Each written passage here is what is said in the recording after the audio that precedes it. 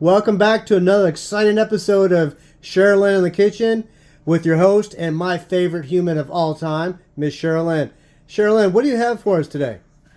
We're going to flavor the butter that I made yesterday. We made yesterday because you were here with me.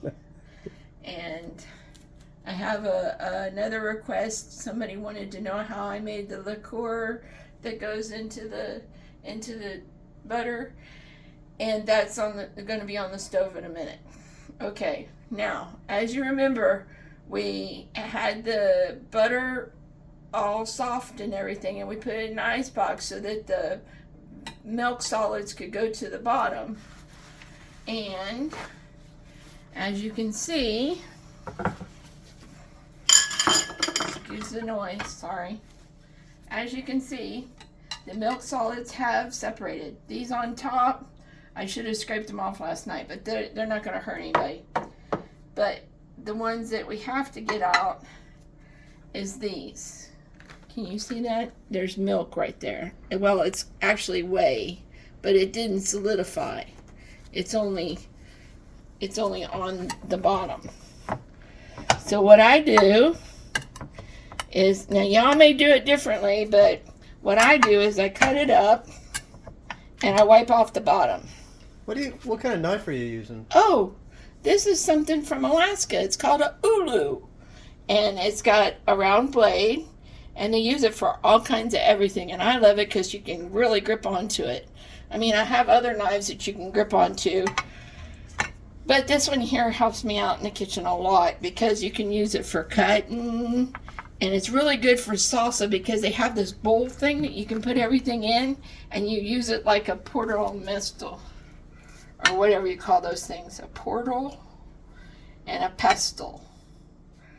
And what you see here is the remnants of the milk solids.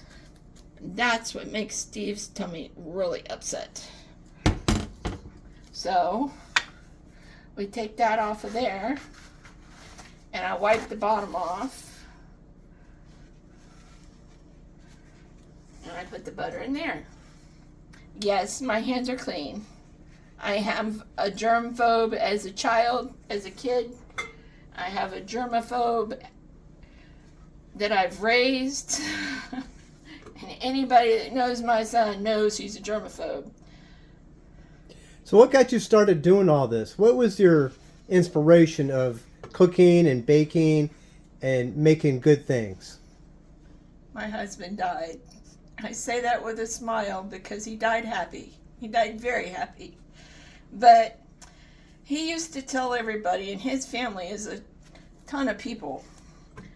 He used to tell everybody that Cheryl's cooking, which is me, Cheryl's cooking used to I can't even get it out. Cheryl's cooking broke the dog from begging at the table. And I wanted to prove him wrong. And have you proved him wrong? So far, yes. Everything I've made turned out pretty good. There's been one meal, but it had to do with tuna, so I can't claim responsibility for that meal. But yes, it was bad. It was very, very bad. But everything since then. Now I've learned how to do chicken in a crock pot. There's a TikTok thing where this guy talks about putting chicken in a crock pot and using a hand mixer to beat the chicken with to shred it. Now that's a really good one. And I made that and it turned out fantastic. I really like that one. Anyways, getting back to what we're doing here, because I do get off subject a lot. Okay, we put this in here, we put the lid down, and I had a towel here somewhere. I knew that towel was for something. Put the lid down, and we beat it. And it gets fluffy. And while it's doing its thing, I can tell you, I have been waiting all day to do this. As you can see, it's nighttime, but we're getting into the nighttime of Alaska now. What time is it? It's 7:48, and it's already really dark. Okay, here we go. It's whipped. Now, we take the blueberry that I made the other day.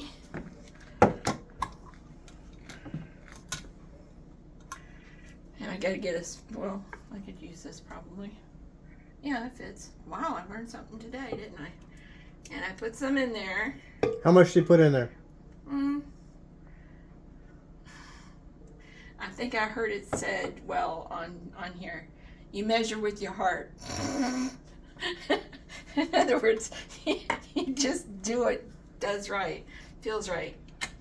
Okay. And then you turn it on, and then you mix it up, and it mixes it up. You have to keep getting it off the sides. Don't stick your finger in there. I did that once, and I don't need to do it again.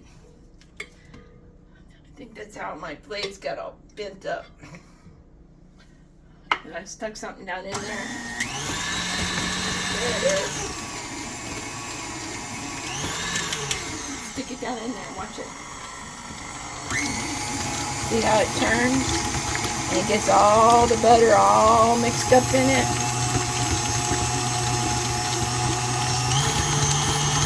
Oh, I like that. That's going to be good. Okay, let me get it off the sides, and we'll do it once more, and you'll see what I'm talking about.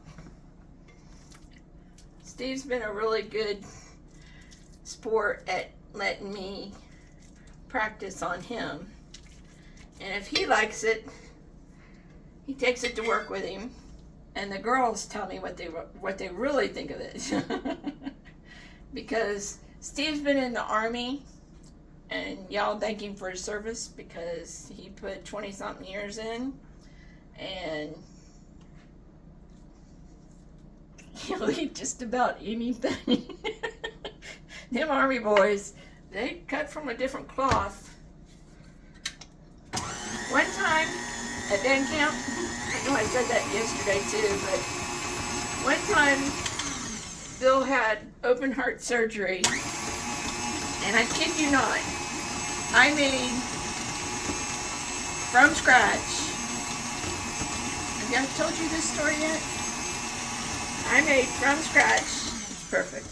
I made from scratch chicken soup. I'm talking bought a whole chicken, boiled it, cleaned it, did everything I was supposed to do. Everything was perfect with it. I brought him a bowl of it after him having open heart surgery now. I brought him a bowl of it, and he promptly walked back into the kitchen and dumped it into the trash while my son and I were in the kitchen, in the living room, eating like babysitters, from the same pot. It was that good. So he didn't get any more of my chicken soup. And I never cooked again after that. And we were married almost 25 years. 3 weeks shy of 25 years. So now I get to practice and play on Steve. And my son Joseph. Joseph is a good sport about it too. But Joseph will tell me when he doesn't like something. He'll say, Mom, you need to do something else with that. You need to do something else. Anyways, he brought up a good point yesterday that I need to tie my apron. Well, my apron doesn't have any strings to it. It didn't come with strings, so I don't have any strings to tie. Now, Steve, being the Army person that he is, says that he needs to duct tape it to me. And I said, no, that's all right. I'm used to cooking with it like this. Bacon is really hard on skin, especially skin that isn't used to it. You want to taste? Wait, I need more. You need more? You can have the whole thing.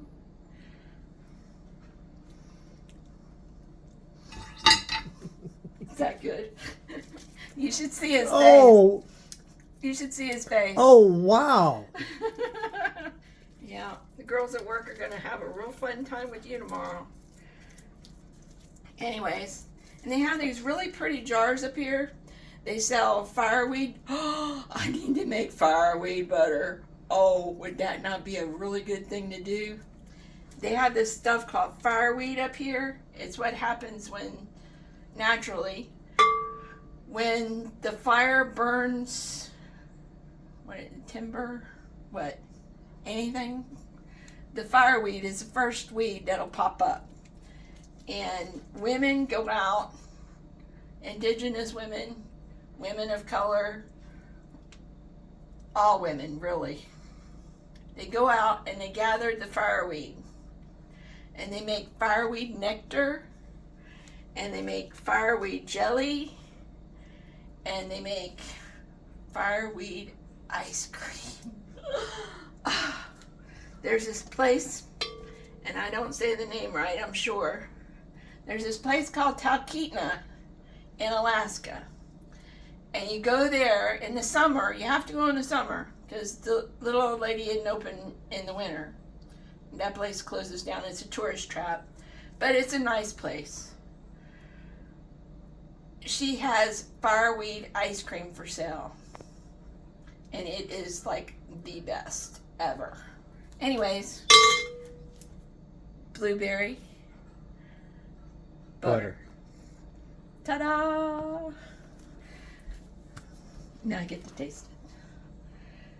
I don't want to stick my finger in it because they're going to be eating it tomorrow.